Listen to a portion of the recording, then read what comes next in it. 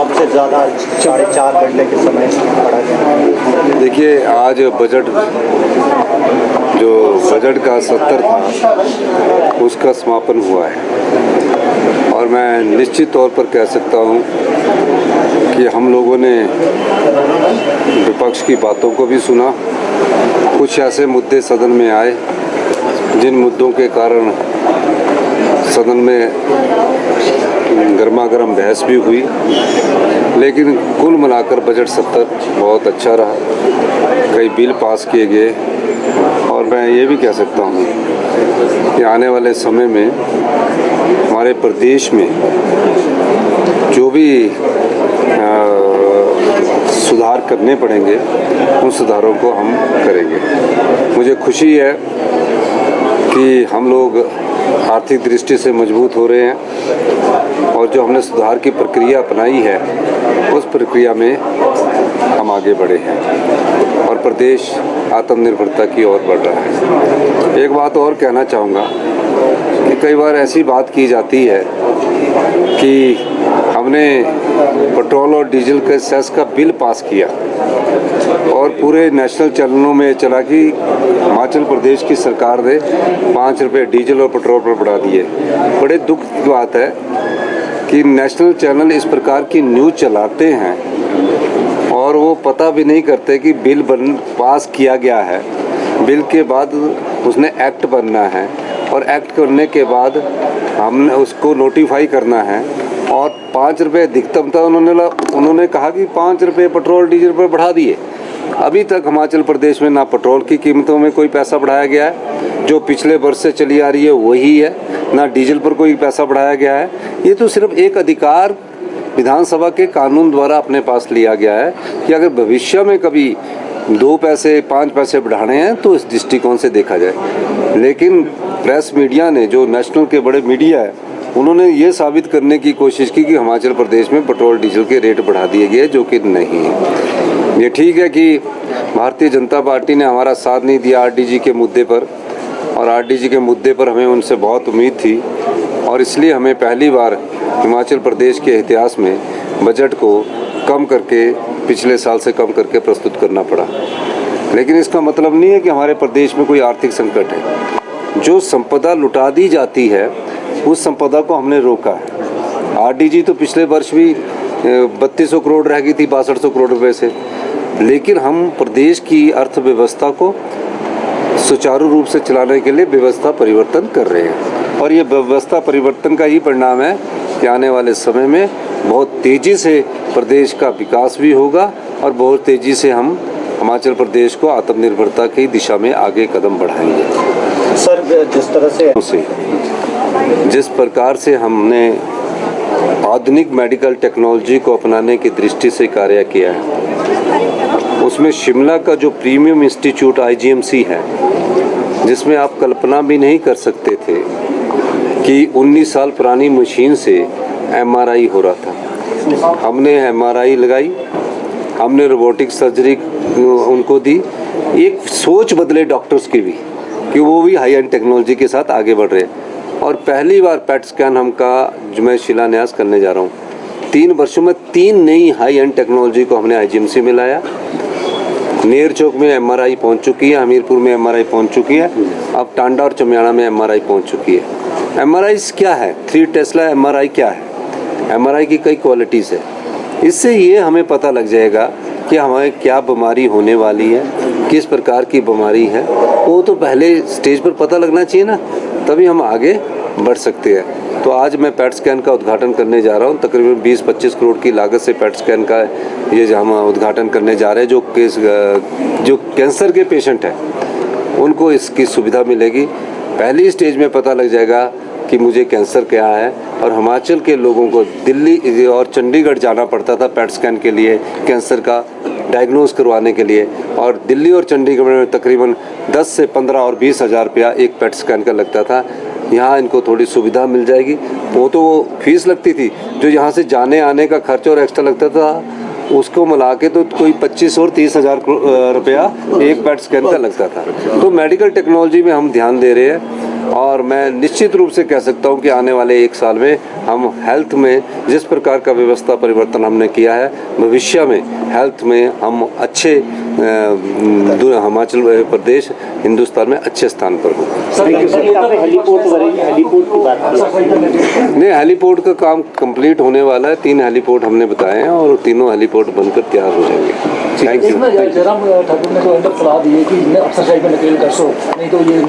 अब अफसरशाही तो इस बार जितनी नकेल हमने कसी है, उनके समय अफसरशाही चलाती थी सरकार, तभी तो ये हाल हुए। Him care customise package 5,000 crore रुपए की जगह 1,001 रुपए में बेच दी। आपको मैं बताऊं उन्हीं के समय में। और 60,000 करोड़ रुपए की RDG आई, जिसमें 47,000 करोड़ रुपया और 13,000 करोड़ के GST कंपनसेशन आया। मुझे 60,000 करोड़ मिलता तो मैं हिमाचल प्रदेश को कर्ज मुक्त बना देता और हिमाचल प्रदेश आज आत्मनिर्भरता से समृद्धशाली 2028 में ही होता। लेकिन मुझे RDG भी रोक दी गई इन्होंने 8 से 10,000 करोड़ रुपया, लेकिन फिर भी हम आत्मनिर्भरता और हिमाचल प्रदेश को 2032 में समृद्धशाली और अमीर राज्य बनाने की दिशा में कार्य कर रहे हैं। ठीक है सर, थैंक यू। और कुछ पूछना है? पूछ लो।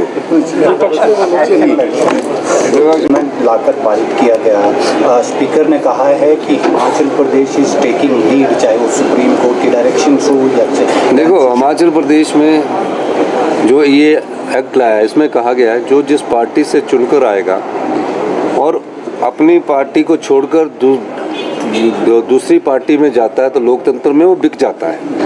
तो जिस पार्टी के चुनाव चिन्ह पर वो जीत कर आता है, उस चिन्ह पर 5 साल रहेगा तो उसको पेंशन मिलेगी। अगर वो डिफेक्ट करता है तो उसको उस टर्म की पेंशन नहीं मिलेगी और उसको आगे भविष्य में भी पेंशन नहीं मिलेगी। इस प्रकार का हम ये बिल लेकर आया। इससे क्या होगा कि जो लोकतंत्र है वो मजबूत होगा और लोकतंत्र के जो फाउंडेशन है वो मजबूत होंगे। अपोजिशन का तर्क था कि रेट्रोस्पेक्टिव नहीं प्रोस्पेक्टिव होना चाहिए, उस पर किस तरह से जस्टिफाई किया? देखो, रेट्रोस्पेक्टिव तो था ही नहीं, कानून प्रोस्पेक्टिव ही होता है। और अपोजिशन, अब मैं क्या बोलूँ अपोजिशन, क्योंकि ये अभी तो ये टर्म का इस टर्म के है जिसमें पेंशन बंद होनी है और पेंशन होनी 2027 में बंद, क्योंकि जब वो MLA का टर्म पूरा होगा। तो ये कहना कि रेट्रोस्पेक्टिव है गलत है। हाँ, वो एंटी टैक्स में मैं आपको कुछ बताना चाहता हूँ कि हिमाचल के लाइट कमर्शियल व्हीकल जैसे कि पिकअप, टैक्सी, टाटा और छोटा हाथी 3 व्हीलर्स को टोल से एग्जम्प्ट किया गया है। हमने 6 टायर वाले ट्रकों का रेट कम करके पिछले वर्ष की भांति 320 रुपये रखा है।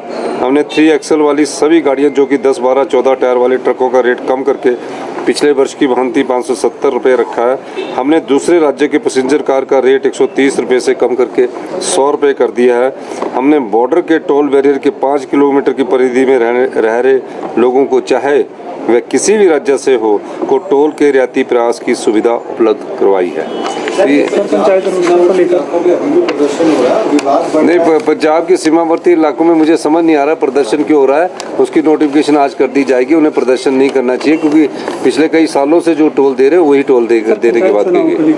पंचायती राज से रिलेटेड भी नहीं, आज जो पंचायत का नहीं, वो जुड़ी नहीं है कि इम्प्लीमेंट करना है। वो तो उन परिस्थितियों में है जिसमें फील्ड रिपोर्ट में वो इम्प्लीमेंट करना है। पर इन्होंने कहा कि 5% बदल देंगे, ऐसा नहीं है।